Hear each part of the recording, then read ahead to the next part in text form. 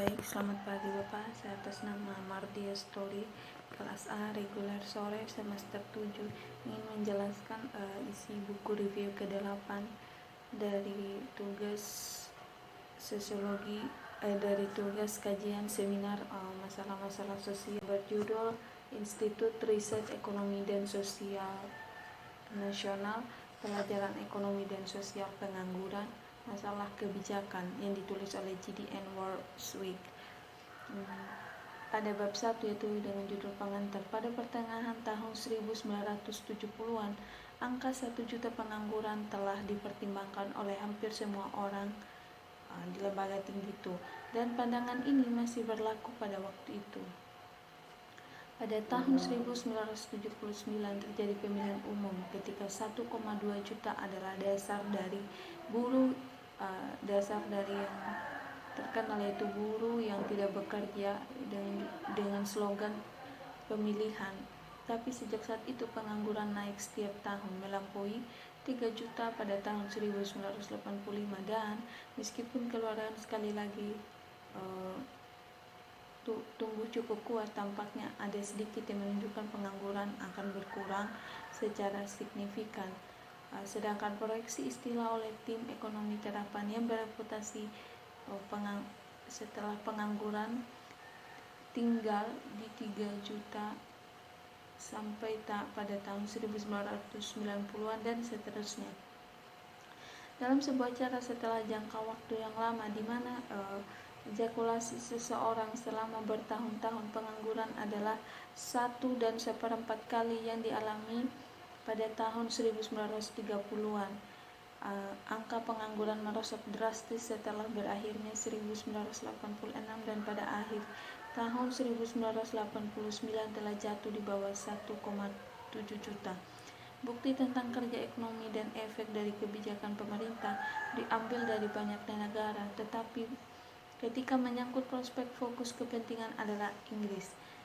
Dan tentu saja prospek di Inggris berkaitan erat dengan seluruh dunia dan khususnya dengan masyarakat ekonomi. Pada bab 2 dengan judul konsep dan ukuran pekerjaan dalam pengertian, di mana kita menggunakan kata dalam buku ini adalah pekerjaan yang dibayar. Orang mengecat rumah sendiri itu adalah pekerjaan, tetapi bukan pekerjaan yang lain, melukis yang untuknya dibayar. Pekerjaan menjadi pekerjaan jika uang itu dibayar ke sebuah firma yang pada gilirannya membayar upah kepada pelukis. Ia dipekerjakan murni dan sederhana. Jika tidak ada perusahaan dan uang masuk ke dalam sakunya sendiri, dia bekerja sendiri. Dalam perekonomian dengan pembagian luas divisi tenaga kerja dan spesialisasi, kemungkinan bagi kebanyakan pria atau wanita untuk dapat membela diri sepenuhnya dan independen dari orang lain hampir nihil. Untuk memastikan nafkah tidak perlu mempertahankan pekerjaan yang sama, tetapi juga mencakup sekelompok orang yang tinggal di alamat yang sama. Pekerjaan dalam sfera swasta bukan satu-satunya sumber pendapatan. Ada penghasilan dari properti dalam bentuk sewa bunga dan juga dividen. Masih dari bab 2, yaitu tenaga kerja. Secara keseluruhan, berbagai konsep mengenai pekerjaan tidak secara khusus menimbulkan perdebatan, meskipun ada beberapa masalah dalam perawatan karyawan paruh waktu. Pekerjaan ganda, yaitu pekerjaan yang dihitung terpisah tetapi dilakukan oleh satu orang, dan pekerja yang putus asa, itu orang-orang usia kerja yang putus kerja karena mereka tidak mencari pekerjaan hanya karena mereka percaya tidak ada pekerjaan yang dapat ditemukan dan tidak memenuhi syarat untuk menjadi pengangguran. Sumber informasi utama Inggris tentang pekerjaan adalah survei tenaga kerja, yang tujuannya adalah untuk mengidentifikasi tingkat dari struktur pekerjaan dan pengangguran di Inggris dengan cara yang selaras dengan survei yang sama di semua komunitas negara Eropa. Ini didasarkan pada tahun 1989 pada sampel respon lebih dari 60.000 rumah tangga. Masih dari bab 2, kecepatan aktivitas. Tingkat kegiatan untuk pria usia kerja lebih dari 1/3 pada tahun 1970-an, turun hampir 4 poin persentase dalam resesi, tetapi ditolak meskipun tidak sepenuhnya dalam pemulihan berikutnya. Kami optimis rupiah akan dapat menembus angka 9.300 per dolar AS karena sentimen pasar masih positif terhadap yen. Perbedaan antara tingkat kegiatan segala usia dan usia kerja dimulai pada tahun 1971 dan meningkat menjadi 14% pada tahun 2001 dan mencerminkan kecenderungan merosotnya jumlah pria dalam kelompok usia yang lebih tinggi untuk tetap aktif secara ekonomi. Tingkat kegiatan para wanita usia produktif meningkat lebih tajam pada tahun 1970-an. Angka itu memang menurun di masa resesi, tetapi hanya kurang dari 1 poin persentase, sehingga angka itu terus menanjak. Hal ini terus berlanjut dalam periode perkiraan, sehingga pada awal abad ini hampir 3 wanita yang bekerja dari setiap 4 akan aktif secara ekonomi. Seperti halnya laki-laki, tingkat kegiatan menurun di kelompok-kelompok usia tertinggi meskipun tidak banyak. Peningkatan tren aktivitas perempuan melampaui penurunan pada tingkat pria. Aktivitas untuk pria dan wanita usia kerja yang dilakukan bersama, yakni 74,5% pada tahun 1971, akan lebih dari 80% pada akhir abad. Ketiga, pekerjaan. Masih dari bab 2.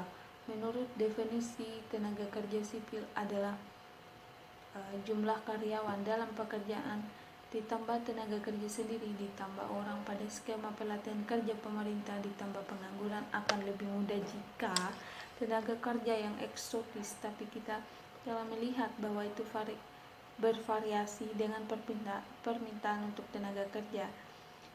Di lapangan kerja lapangan meningkat tidak hanya dengan menarik orang yang menganggur, tetapi juga dengan melibatkan pria yang aktif secara ekonomi dan khususnya wanita yang sebelumnya tidak aktif. Tidak ada gunanya mencari pekerjaan ketika mereka tidak ditemukan. Ketika pekerjaan menjadi lebih banyak, orang akan bergabung dalam pencarian. Demikian pula di masa resesi, beberapa pria yang kehilangan pekerjaan bahkan tidak akan terdaftar di pusat pekerjaan. Hal itu khususnya berlaku bagi para pekerja yang lebih tua dan beberapa terutama karyawan perempuan paruh waktu. Tidak akan mencari pekerjaan yang tidak ada, atau mereka mungkin tidak memenuhi syarat untuk mendapatkan keuntungan. Pengangguran selama resesi pada tahun 1980-an, tingkat kegiatan pria merosot tajam dan setelah itu tidak sepenuhnya pulih.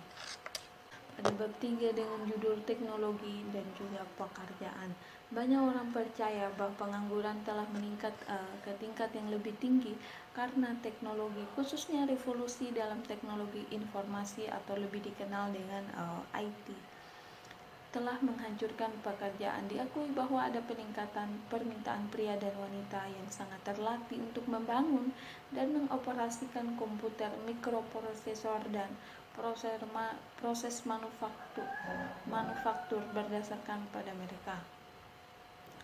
Namun meningkatnya permintaan akan insinyur elektronik, pemrograman, dan sejenisnya jauh melebihi penurunan permintaan pria dan wanita. Pekerjaan yang kurang terampil yang tugasnya sekarang dilakukan oleh mesin yang dikendalikan komputer. Dalam pembuatan mobil mungkin masih ada jalur perakitan, tetapi hanya ada sedikit pria dan wanita yang menambahkan dan memperbaiki komponen, dan sebagian besar tugas dilakukan oleh robot. Dalam rentang waktu singkat ini, generasi berikutnya telah melihat perubahan yang luar biasa dalam pertanian, dalam industri dan pelayanan yang telah membawa kepada mayoritas orang dalam standar kehidupan dunia maju yang sebelum abad ke-18 hanyalah sebagian kecil saja. Mesin uap sangat meningkatkan daya produktif para pekerja di industri dan dalam transportasi di laut dan di darat, sehingga keluaran per pekerja seringkali lebih banyak daripada para pekerja kerajinan tangan dan pengebor yang mendahulunya. Ketika kemajuan besar dalam teknologi terjadi, ada itu benar seringkali pengangguran itu ditinggalkan di antara pengguna metode lama, di mana pekerjaan telah terkonsentrasi di daerah tertentu dan tidak ada pekerjaan alternatif yang tersedia. Baik, itu adalah beberapa analisis dari isi review buku kajian seminar masalah-masalah sosial, buku review ke-8. Sekian, terima kasih Pak, selamat pagi.